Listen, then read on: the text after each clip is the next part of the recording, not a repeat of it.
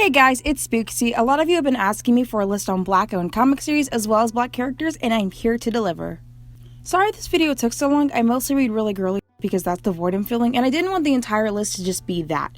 So I had to research a lot more just so the list has some flavor. Before we get into the specific franchises, I want to talk about the animation studios and comic distributing companies that are waiting for your support. First off, Diarchi Taijo is Japan's first Black-owned anime studio. It was started by twin brothers Arthel and Darnell Assam, who were inspired by anime growing up as kids. Prior to starting the studio, Arthel worked with animation studio Agoro Kobo as a background animator on very notable shows such as Bleach, Black Butler, and Naruto. He credits his mentor Hiromasa Oguro, best known as the background animator on Ninja Scroll and Ghost in the Shell, for helping him shape his career after spending 12 years working alongside him in Japan. The great thing is, with us being here, Black creators seek us out, said Assam in another interview with Sci-Fi Wire. It's a great opportunity to work with them. We've worked with quite a few independent manga creators with projects like Tephlon Funk and XOGENASYS. We get the opportunity to then tell more Black stories. These are storytellers who want to see their story adapted to anime form. Next studio I want to talk about is Black Sands Entertainment. It's the most popular Black indie comic series selling over 25,000 copies. It was founded in the fall of 2019 and they have a number of great comics to sell. Their main one being Black Sands The Seven Kingdoms. You can find a comic dub online if you want to check it out. They are currently trying to animate their properties. Invest in them now before they are a multi-million-dollar company. I also saw this lovely quote on his website. The last time there has been a big budget production on African antiquity was Shaka Zulu in 1986. 35 years is enough evidence to prove that we must build it ourselves or it will never happen again. CEO, Manuel Goudet. I couldn't agree with you more, Manuel. Sometimes we gotta do it ourselves. I want to nail this in the coffin before I get into the comics, and I'll nail it again at the end, but I got a lot of comments telling me that Black people couldn't make our own because of racism. Not that racism isn't real, it is.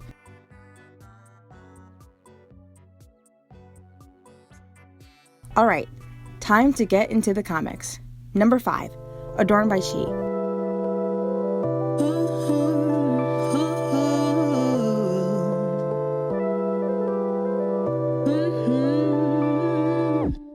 I love this, and I am so excited for this. The story takes place in Africa at a university. The main character is Adeze, and she becomes a magical girl. It's a magical girl series, and not only is the setting unique because it takes place in Africa, but they are also college students, which is very different from the usual high school setting traditional magical girl animes take. The series was created by Jackie A, and she's currently working with networks to get her series fully animated and airing. Hi, I'm Jackie. This will never not be awkward. Anyway, I have some exciting news to share. So if you watched my last video, then you know that I'm a comic writer and a business owner, and my comic and my business are both called Adorned by Chi. Well, from this day forward, Adorned by Chi as a business is no more. I actually started a different company called Chigami Studios. And then the most exciting news of all, to me, in my opinion, is the fact that Chigami Studios has signed a partnership deal with Madison Wells Media.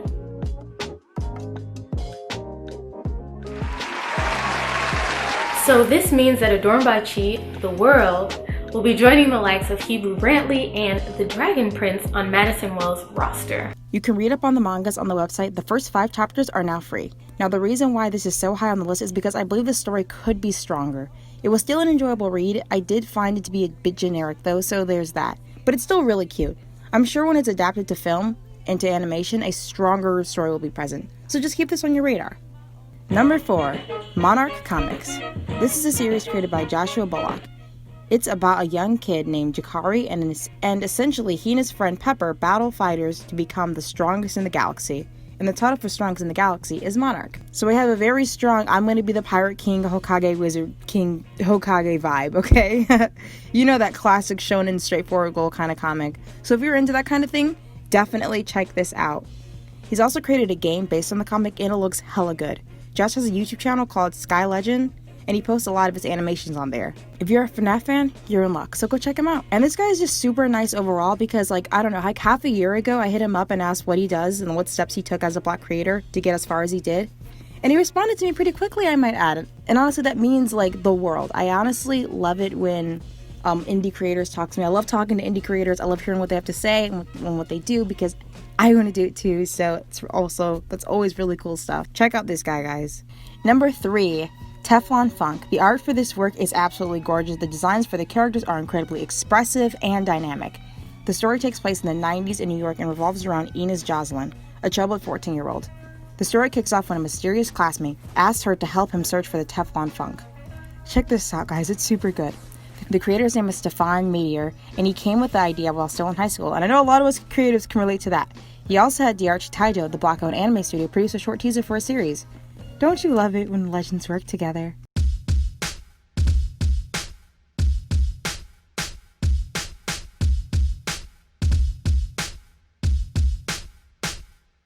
Hello Kickstarter, I'm Stefan Meteor, and I'm here to talk to you guys about Teplon Funk.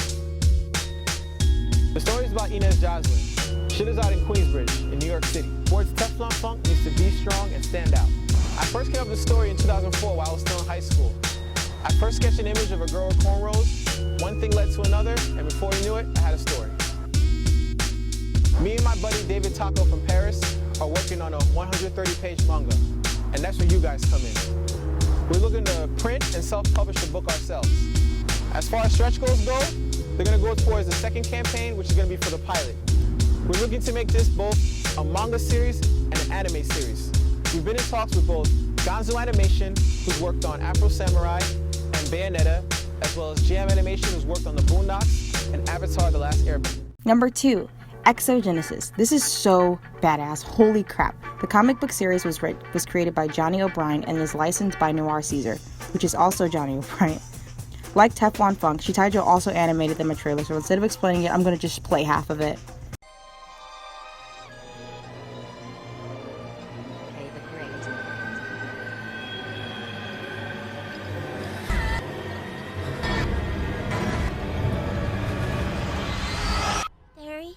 Yes, sis?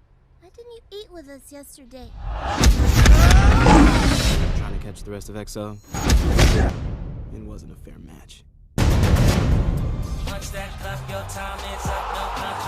Oh, a great result by Bruce Barney, and his mayhem mallet! Darius, your homework better be done as well. Almost, Mom! Ma, really? Who you yelling at? Don't make me come up there. Ma! Darius, What's up with the XO subscription? we weren't gonna be wasting money on Super Pro Wrestling. You know XO is the only thing I can really get behind. Darius is super talented. If I could snag a job as an XO gear designer, then we'd be on Easy Street. Go to a good university. Become an engineer. Then you can build exo suits instead of just drawing them. I'm not gonna be an engineer. Look where that— Watch your mouth. I know you tough in the streets, but we can have an exo match right here in this kitchen if you want to challenge me. Go pay the exo subscription. Hurry up before I change my mind. Who this fool? Yo, that's deep. Let him be, man. Let him be. Hey!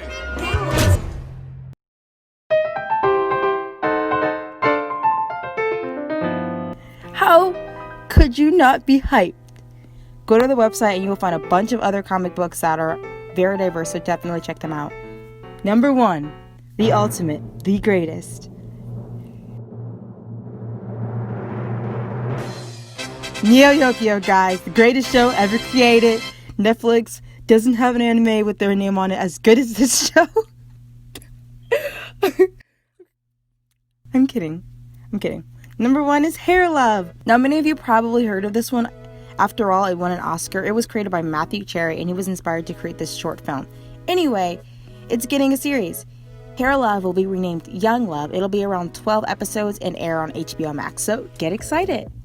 There's more, and I may make more in the future, but for now, these are some great Black-owned comics and animation studios to support. These companies need the marketing and funding, and they want to do more and create more, but we need the publicity and funds to do it. Please check out these amazing works, and make some fan art for them too. Give them their flowers. Or you can make Peach black. And we can yell at Disney, but we can also accomplish something and not do that. So, take care, guys.